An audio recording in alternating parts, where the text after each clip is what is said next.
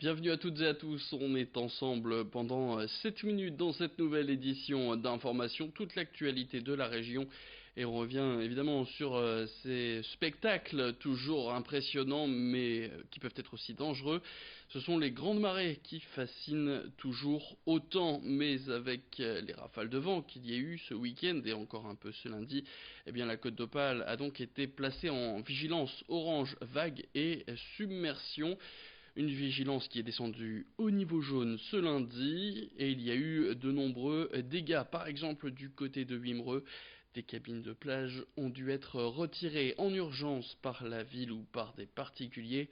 Des images qui fascinent toujours autant mais qui peuvent aussi faire peur, notamment à ceux qui vivent près de la mer. C'est le cas par exemple de Thibaut Ségard. Il habite lui du côté de Tardingan.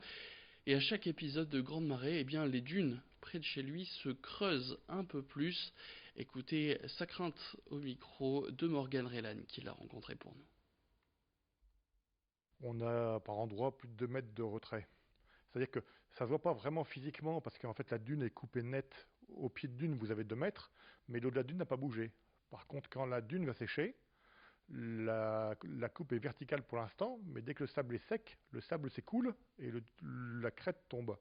Donc en fait, c'est toujours en deux temps. Quand vous avez des grandes marées, la dune est coupée, on se dit c'est bon, il n'y a que le pied de dune qui est mangé, mais en fait c'est pas ça. La pente est verticale et dès que le sable sèche, le sable s'écoule et c'est le haut de la dune qui tombe. Autre actualité, après l'incendie qui s'est déclaré à l'usine Lubrizol à Rouen la semaine dernière, une partie de la région des Hauts-de-France a donc été survolée par le nuage des fumées du sinistre. Plusieurs communes, notamment dans le Nord et le Pas-de-Calais, auraient été impactées par des retombées de suie.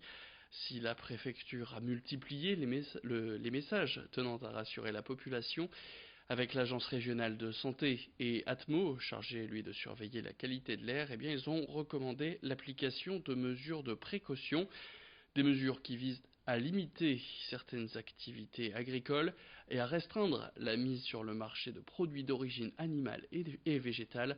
On fait le point sur ces mesures avec Idil Gunay. Et même si les mesures de la qualité de l'air relevées par Atmo Hauts-de-France restent en deçà des seuils réglementaires, eh bien, des retombées de particules de suie ont tout de même été constatées près de chez nous, surtout en Picardie, mais aussi dans le nord du côté de Douai ou encore dans le Pas-de-Calais à Saint-Paul-sur-Ternoise. D'où ces mesures de précaution. La préfecture et l'agence régionale de santé recommandent donc de ne pas récolter les fruits et légumes et de ne pas commercialiser le lait collecté issu d'élevage dont les vaches étaient en pâture depuis le 26 septembre, ne pas consommer et commercialiser les œufs des poules de plein air produits depuis le 26 septembre, tout comme le miel collecté et les poissons d'élevage. Pour l'heure, tous ces produits doivent être consignés par l'exploitant lui-même jusqu'à l'obtention de garanties sanitaires sur la base de contrôles officiels dont les résultats sont attendus dans les prochains jours. Concernant les potagers et les jardins familiaux, il est recommandé de ne pas consommer les produits souillés. Autre conseil adressé aux particuliers, si vous manipulez des objets souillés, portez des gants.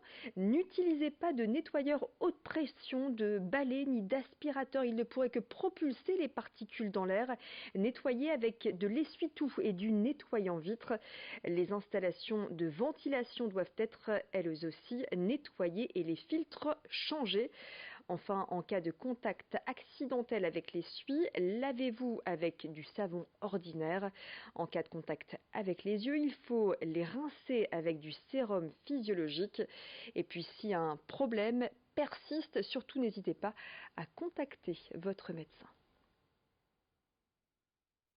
Sans transition aujourd'hui, quand un membre de sa famille est atteint d'une maladie grave comme Alzheimer, eh bien il est possible de prendre un congé spécifique de proche aidant, un congé qui peut aller jusqu'à 3 mois mais qui n'est pas rémunéré. Du coup, eh bien très peu de gens choisissent cette solution, mais en ce moment, eh bien le gouvernement travaille à la promulgation d'une loi qui permettrait aux aidants de se voir verser une indemnité de 40 € net par jour sur cette durée de 3 mois maximum, ce qui pourrait permettre à plusieurs personnes de prendre ce congé de proche aidant et près de 4 millions d'actifs seraient concernés. Aujourd'hui, il existe quelques aménagements pour venir en aide à ces proches aidants, comme des maisons spécialisées où ils rencontrent d'autres aidants et où sont organisés des ateliers formation ou relaxation rien que pour eux.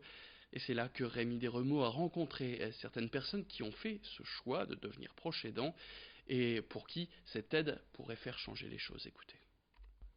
40 € par jour pour arrêter de travailler pendant 3 mois pour aider son proche, c'est même pas pensable.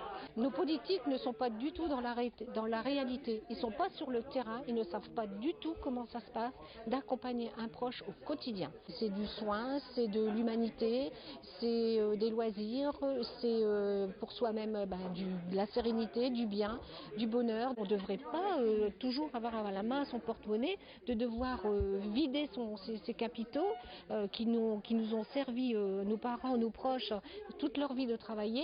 Mais avec 40 €, je suis désolée, je n'ai même pas à être désolée, non. Et puis un autre coup de gueule, celui du maire de Don. Depuis plus d'une semaine, près de 70 caravanes de gens du voyage sont installées sur le terrain de foot de la commune. Une situation qui s'est déjà présentée par le passé et qui pousse à bout le maire. Lors de leur première venue, entre factures d'électricité et d'eau, les réparations à faire sur la pelouse, la municipalité en avait eu pour près de 10 000 € de factures. Un bilan qui pourrait être encore plus lourd cette fois puisque les caravanes n'ont prévu de partir que vers le 15 octobre. Le maire de Don qui pointe aussi du doigt les communes de plus de 5000 habitants qui ne respectent pas la loi, qui n'ont pas d'aire d'accueil des gens du voyage, comme les oblige la loi Besson. Le coup de gueule d'André-Luc Dubois, le maire de Don, c'est tout de suite. Je pense, on a fait un peu l'estimation. Aujourd'hui, au mois d'août, on avait estimé une économie de 7 000 € sur la commune, sur le fonctionnement.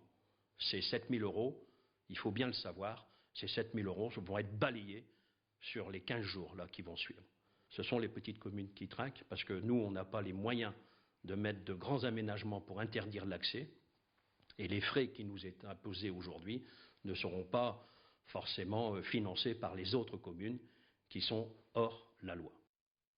Et c'est la fin de cette édition. Merci à tous de l'avoir suivi. Tout de suite la météo et le retour de l'actu, c'est dans le prochain quart d'heure.